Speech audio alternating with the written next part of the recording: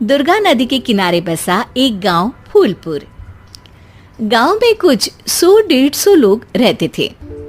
अंजलि, जो कि पास ही के जिले में रहती थी और 12वीं पास कर चुकी थी, उसके पिताजी ने बेटी को जल्दी विदा करने के लिए उसकी शादी फूलपुर गांव के मुकेश से करवा दी थी।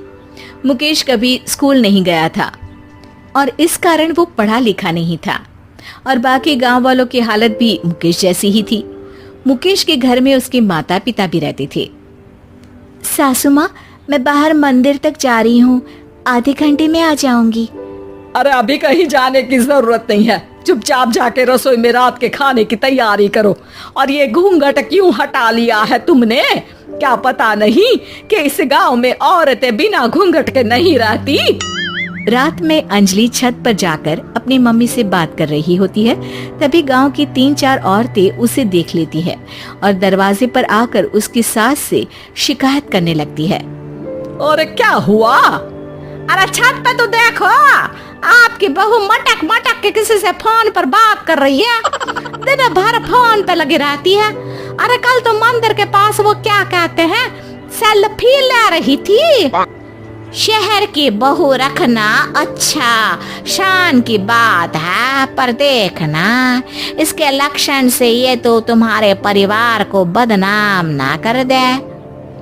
ये पहली बार नहीं था जब सास से गांव के लोगों ने अंजलि की बुराई या शिकायत नहीं की हो। अब तो ये रोज की बात थी। अंजलि ये सब सुन लेती है। जब वो नीचे जाती है तो मुकेश भी वहां आ जाता है। सास कहती है, बेटा, लोग घर आकर शिकायत करने लगे हैं बहू के कामों की। देख लो, पति हो, संयम से रखो इसे। माँ जी, मैं तो अपनी माँ से बात कर रही थी क्योंकि यहाँ कोई बात करने लायक ही नहीं है और अब मैं माँ के पास ही रहूंगी।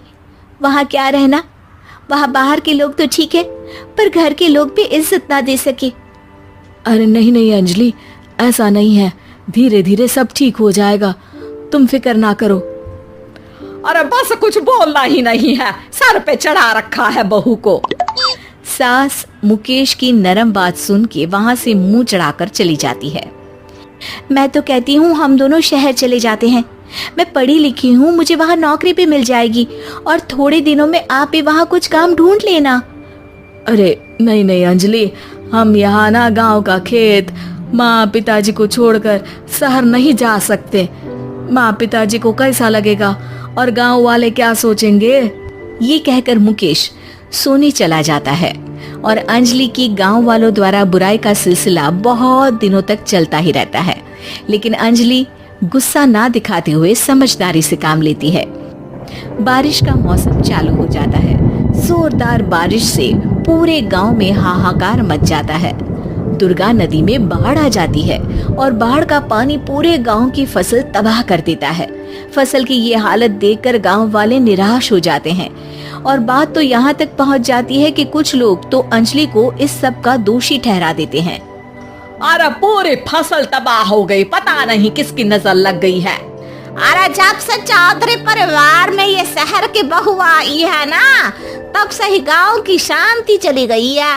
इसके कर्म कांड से माँ दुर्गा नदी भी खुश नहीं है।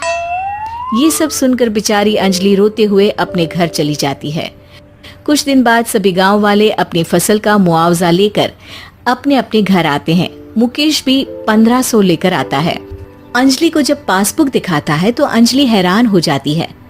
अरे, ये पासबुक में तो उन्होंने 4000 की एंट्री करी है और आपको सिर्फ 1500 दिए।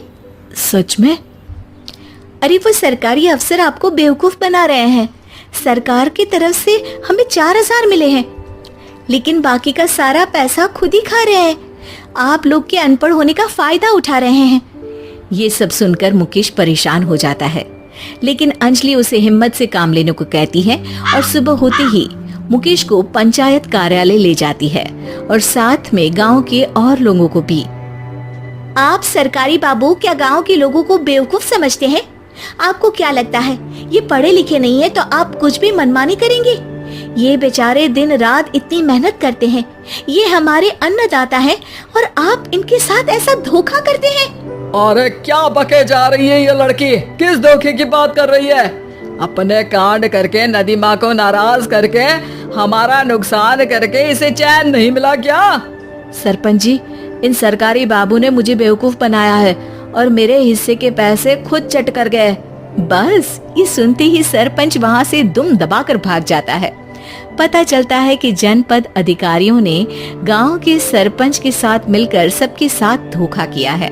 सब लोगों का विरोध शुरू हो जाता है और आखिर में अधिकारी सब गांव वालों के हिस्सों के बचे हुए पैसे उन्हें लौटा देते हैं और कई दिन तक सरपंच गांव में लौटता ही नहीं। अंजलि, तुम नहीं होती तो हम गांव वालों को तो पता ही नहीं चलता कि ये हमें हर बार बेवकूफ बनाते हैं। हाँ अंजलि बेटी, हमें माफ कर दो। हम सब तुम्हें बुरा भला कहते रहे, लेकिन तुमने ही आज हमें बेवकूफ बनाने से बचाया है। हमें तुम पर गर्व है बेटी। अब समझ आया कि सरपंच तुमसे नहीं, तुम्हारे पढ़े लिखे होने से नफरत करता था। क्यों ना इस बार हम अंजलि को ही सरपंच पद के लिए चुन ले? क्या कहते हो गांव वालों? पढ़ी लिखी सरपंच। बस पूरा गांव अंजलि के लिए ताली बजाता है और अंजलि की सास उसे खुशी से गले लगा लेती है।